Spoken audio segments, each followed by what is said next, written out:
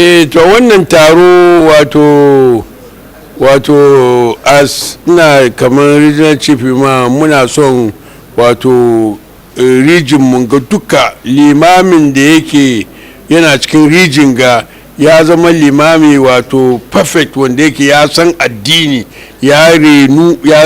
iya faɗi maganin addini da daidai ba da wani kulo ba da wani mistake ba. Ya bomba de sanya school secondary school e dia man krama for western region say ewo kangbuni sa kangbuni no munyina krama for sisi ameka sen school ni ye ewie e hyase nya ba ya mfia ba edu ankoda bebrebo university atosumienu ye pese district bebre so ye nya schools e ma omo se ne ba ya ankoda no be ya ntete papa wanyamso mu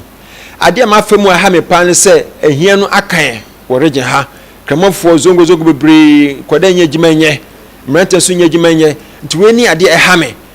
teachers omoche Arabic imam fo inye skentu omoka ade ehame panti efenye gusu ebo ho kwan se ne be ya sa teachers omoche Arabic eni nkramo fo so mo imam so ye benye ska atu omoka nyina mpuntu no so ayede na nkoso na tochima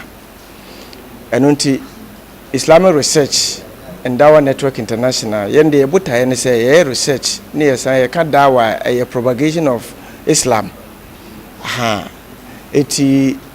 yebuta ye de si ye su pa ne se ye bema nimdie atre wo ba bia enti ye se enedie ye kom ya kokanyamsem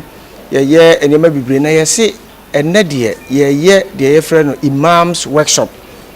eno no team a ye de ye ne se Imams empowerment, a prerequisite for Islamic development. Se ye pese ye kanya ye imam fo no se ne be ya Islam som ebetum pon ye ba ne be ye no mo be sua de se ne be ya de atochima no de onim no de bi beka ho na de atochima no so no ye kwa ne akosiesie no ba bia ye asofo no ye di asofo dwuma no ye taka ne da no akwai se wano ankwan si wona ade echi sa ade ebechi so wan try se obeka ne hye betuma yeden anyinya enti enye se enema bi touchma ye wo problems bi brebe we ye communities no so on dem che no na sa problems no se ebetumi ayi afiri ho a gise ye ne imams fo no ebe fa adwene ye besua ade na ye hunu se ampa ni ye kobɔ ho dawuro yie ansa na yatuma yi sa ne ma ne nyina yeden afiri ho enti wo hwe a se de nimdie kɔsoro no enema nketenkete bi nso wo ho no mo a esese yetume esesa ni yetume koyanim